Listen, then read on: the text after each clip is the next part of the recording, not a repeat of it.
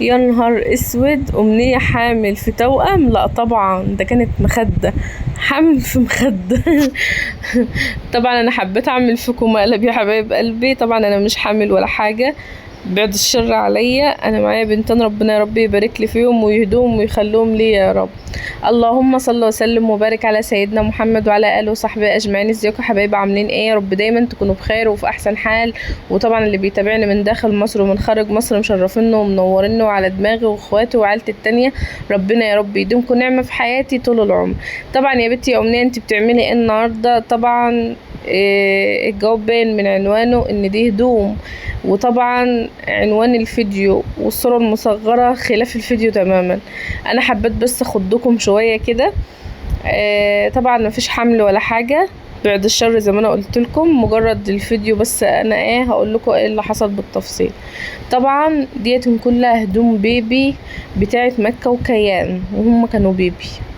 فكنت انا بقى لما اي حاجه تخص البيبي كده عيناها في شنطه لوحدها، لما ربنا يكرمني حد قريب ربنا يكرمه كده ادهم له. يعني اكترية الهدوم كلها سلوبتات وداخلي وخارجي، يعني السلوبتات اكتر حاجه، والكوفرتات والحاجات دي. انا عملت ايه بقى؟ فضيت كل الهدوم دي خالص.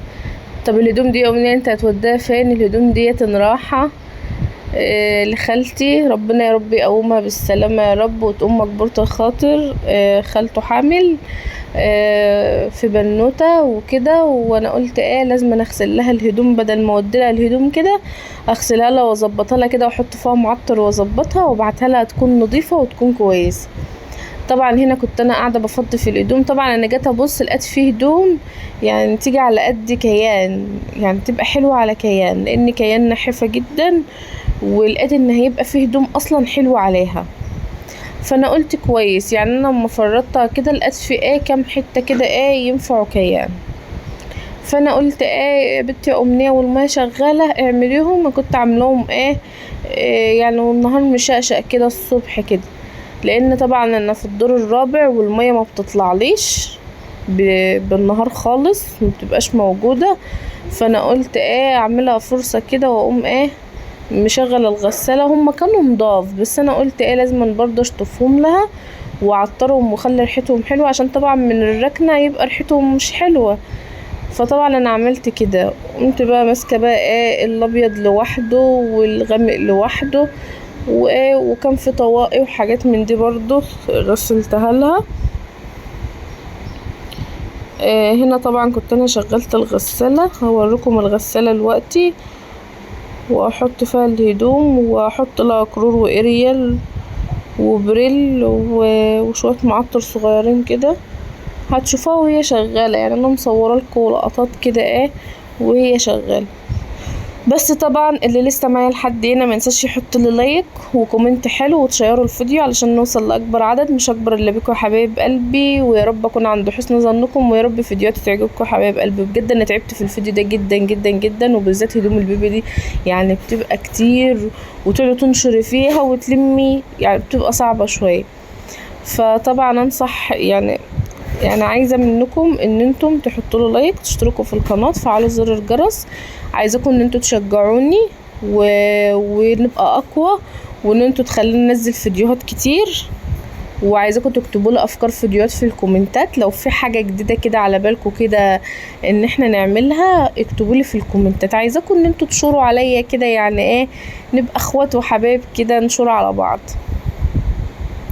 طبعا بقى انا سبتهم مع بعض كده يجي ساعتين او ساعة والله. قلت عشان بقالهم فترة وكان في حاجات مصفرية كده، فانا قلت اسيبهم فترة عشان ينضفوا ويبقوا حلوين زي ما انتوا شايفين. شوفوا شكلهم عامل ازاي نضفهم. فانا قلت هروح بقى اروق البلكونة كده واظبطها ونطلع ننشر بقى ونشوف احنا هنعمل بس قبل ما اعمل كده وانشر، طبخت لقمه للاولاد لان كانوا جعانين جدا، فعملت لهم مكرونه سباكيتي، وكنت بسلق لهم بيض على النار، بس البيض ما جاش للاسف، واتغدوا والحمد لله بالف هنا. قمت انا قايله اعملي بقى كوبايه القهوه المفضله بتاعتي زي ما انتوا شايفين كده. انا بعشق القهوه يا جماعه، وهي اللي بصراحه بتظبط الدماغ، يعني بتبقى معاكي حلوة طول النهار، يعني انت بتشربيها بتفضل معاكي حلوة طول النهار، وبيبقى دماغك كويسة مش مصدع وكده، فبتبقى حلوة. هنا بقى قلت ايه اطلع اشربها معاكم كده في البلكونة زي ما انتوا شايفين كده. الجو كان جميل في اليوم ده، وايه قلت اطلع اشربها معاكم في البلكونة كده بالفنجان القمر ده بتاعي والله. وبعد ما شربت القهوة قمت نشرهم في ثانية، يعني مخدوش في ايده وقت، في ساعتها كده. وجبت لكم برضو لقطات وانا وانا بنشر برضو، وجبت لكم لقطات وانا بلمهم برضو، يعني لقطات معينة كده. هنا بقى كنت انا بشربها قلت اجيب لكم كام لقطة معاكم كده وانا بشربها. وفي المشكلة ان في فيديو صورته كنت انا بغسل الحمام غسيل عميق، وجيت انزل الفيديو في المونتاج حصل مشكلة، ولقيت الفيديو مش راضي ينزل في المونتاج. المساحة كانت كتيرة جدا على التليفون، يعني المساحة ما كانش فيه مساحة اصلا، وكان في صور وفيديوهات كتير، فقعدت امسح بقى علشان اعرف انزل الفيديو ده. ما كنتش عارفة اعمل الفيديو ده خالص. التليفونات اللي هي العادية دي يا جماعة مشكلة والله، الواحد ما هو عارف اصلا يجيب تليفون التليفونات مفيش فيها مساحة ومش مستحملة بصراحة يعني. هنا انا كنت مبسوطة ان انا كنت بشرب قهوة يعني تظبط الدماغ كده. والجو كان كنا العصر كده او قبل العصر، يعني حوالي الساعة 3 حاجة زي كده. فانا قلت اجيب لقطات وانا معاكم كده تبقى لقطات حلوة. هنا طبعا بدأت ان انا انشر انا يا جماعة بعشق الهدوم الصغيرة، بحب اصلا انشر الهدوم الصغيرة على الحبال. ليه يا امنية؟ مع انها بتبقى مملة؟ لا بالعكس، انا بحب ان انا انشرها قوي، وبيبقى شكلها جميل قوي قوي قوي عن الهدوم الكبيرة، تبقى والله العظيم شكلها تحفة. شوف هنا بقى كنت بنشرها ومدرجة الهدوم اللي في اليوم ده. انا اصلا فضلت انشر في البلكونة اكتر من ساعة والله يا جماعة. ومشكلة ان الهدوم دي رجعتني لذكريات ورا، ذكريات قديمة اوي. يعني افتكرت مكة وهي مولودة، والرغم ان انا صبنت هدوم مكة وكيان، بس حاسة ان ريحة الاولاد فيهم، يعني ريحتهم مرحتش منهم، ريحة مكة وكيان فيهم خالص. فدي ذكريات رجعتني لورا كتير. افتكرت بقى مكة ومراحلها وهي صغيرة، وكيان نفس الحكاية. طبعا كيان انا ما اشتريتلهاش هدوم كتير علشان طبعا اختها كان عندها الهدوم دي، فانا ما اشتريتش. يعني كيان كنت انا شاريالها السلوبيتا بس اللي هي كانت طالعه فيها من اوضه العمليات، انما بتالي هجيبها لكم الوقت لو ظهرت قدامها هقول لكم عليها الوقت. كنت انا شاريالها كده على بعضها بالكوفرته بتاعتها.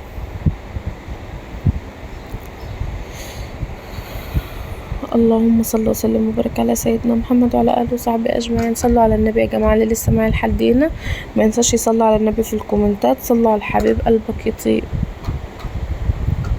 طبعا وكوفرتات كنت بنشرها في اخر حبل كده. سبت الطواقي بقى والشرابات والحاجات اللي هي بتاع البيبي الصغيره دي دي اللي انا كنت جايباها الكيان. وحسيت ان ريحتها فيها خالص، ودي الطاقية بتاعتها حسيت ان ريحة كيان فيها خالص. والله يا جماعة هما الاولاد فضل ونعمة من عند ربنا، وفي نفس الوقت يعني هما بيتعبونا وكل حاجة، بس برضو يعني الاولاد برضو في البيت حاجة تانية. ربنا يا رب يحميهم ويحفظهم.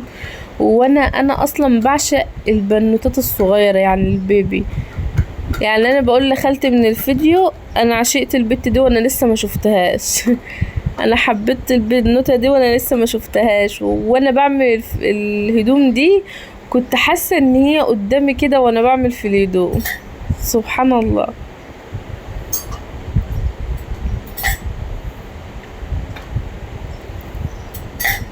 هنا مكة كانت بتساعدني، يعني كانت بتطلع لي هدوم، لان طبعا الهدوم الصغيره دي كانت كتير جدا، كانت بتساعدني كده وبتطلع لي الهدوم.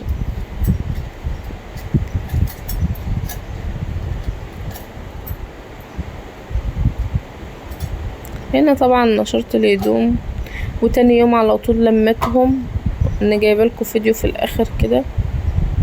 والمشكله ان كان في فيديو اللي هو بتاع الحمام ده، تنظيف الحمام، بس للاسف ما جاش. مش عارفه ليه والله، التليفون بتاعي في مشكله جامده ومش عارفه منتج على اي حاجه. والمشكله ان انا خايفه اعمل له ضبط مصنع يبوظ مني او يحصل له اي حاجه. مش عارفه في ايه في التليفون. هنا الحبل التاني ده اكتريته سلوبتات زي ما انتوا شايفين كده، اكتريته سلوبتات، بس كان في شتوي طبعا وفي خريفي وفي صيفي خالص، يعني الثلاث مراحل موجودين. هنا طبعا قربت اخلص خالص، ما عادش الا حاجات بسيطه. ربنا يرزق كل مشتاق يا رب بالذريه الصالحه، واللي نفسه ربنا يحقق له اللي بيتمناه، ويحقق لاي حد نفسه بالذريه الصالحه، اللهم امين يا رب.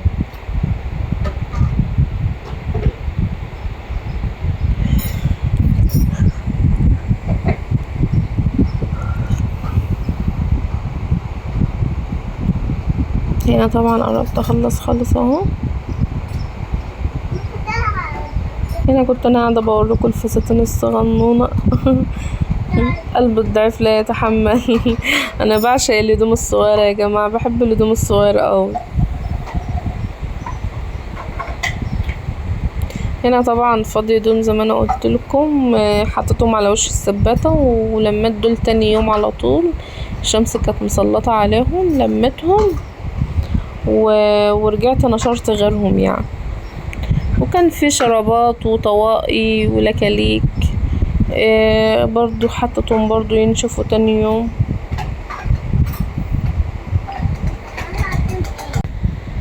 مين بقى بيحب ينشر هدوم البيبي زي كده؟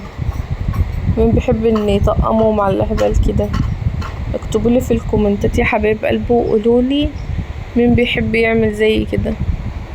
هنا بقى طبعا كنت خلاص خلصت. هنا طبعا كان الجو لسه بادئ النهار يطلع كده، وما كانش في مكان للسلوبيتات الجينز دي بتاعت كيان، فما كانش في مكان، فانا قمت حطاهم على السور كده عشان ينشفوا، عشان طبعا بخاف حاجه تعمل ريحه وكده، مع ان حطلهم معطر بس بخاف. هنا طبعا بقى كده كان تاني يوم، الشمس كانت طالعه ولميت الهدوم. متنسوش تحطوا اللايك يا حبايب قلبي. باي.